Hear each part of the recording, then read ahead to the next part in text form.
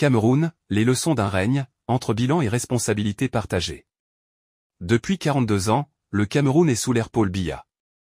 Un règne long, marqué par des promesses de prospérité et de démocratie, mais dont le bilan, aujourd'hui, suscite des interrogations et des débats. Alors que la nation fait face à des défis économiques, sociaux et politiques majeurs, une question s'impose, qui porte réellement la responsabilité de cet échec? Est-ce le chef de l'État ou son entourage?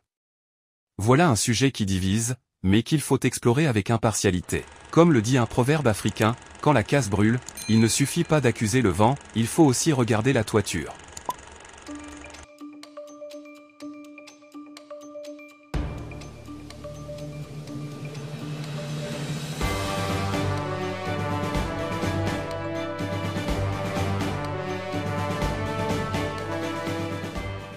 Paul Biya, âgé aujourd'hui de 92 ans, incarne un des régimes les plus longs du continent africain. Ses débuts en 1982 avaient suscité beaucoup d'espoir. Pourtant, 4 décennies plus tard, le Cameroun reste confronté à des défis colossaux, infrastructures vieillissantes, corruption systémique, chômage criant et tensions sociopolitiques exacerbées. À qui la faute? À l'homme aux commandes ou à ceux qui l'entourent et exécutent ses ordres?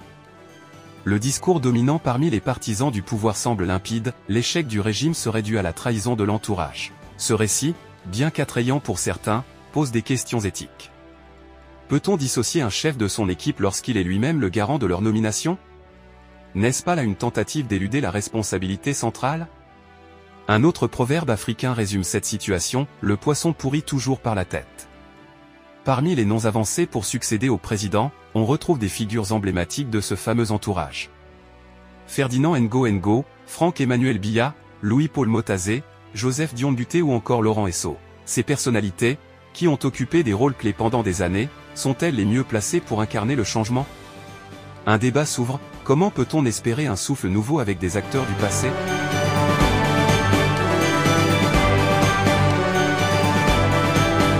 Pour les Camerounais, c'est une situation qui ressemble à une répétition sans fin.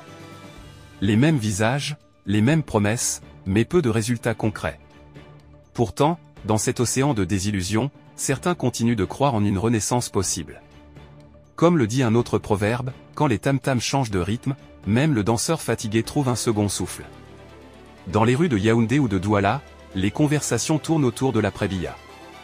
Beaucoup expriment une méfiance vis-à-vis de l'élite politique actuelle. Pour eux, le Cameroun ne pourra prospérer qu'avec une refonte totale du système. Mais cette transition s'annonce délicate. La société civile, souvent muselée, devra jouer un rôle crucial dans cette transformation. Cependant, il ne faut pas oublier que le président Biya, malgré ses 42 ans de règne, n'est pas seul responsable de la situation.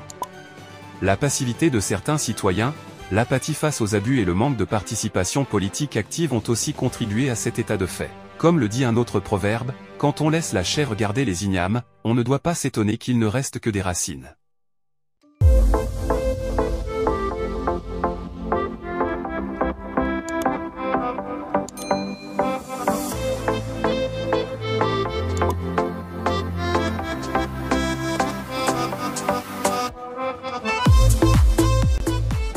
À l'heure où le Cameroun se trouve à un carrefour décisif de son histoire, il est impératif que chaque citoyen prenne conscience de son rôle.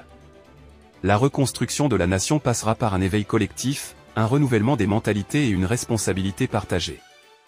Certes, l'entourage de Paul Biya porte une part de culpabilité, mais il est temps de dépasser les discours de blâme pour construire un avenir meilleur. Chers spectateurs, la balle est dans votre camp. Que pensez-vous de cette situation? L'avenir du Cameroun peut-il être assuré avec les figures actuelles? Vos avis comptent. Alors, réagissez dans les commentaires, partagez vos idées, et surtout, abonnez-vous à CTV pour rester informé des sujets qui façonnent notre nation. Le baobab d'aujourd'hui est né d'une simple graine, semons ensemble le changement.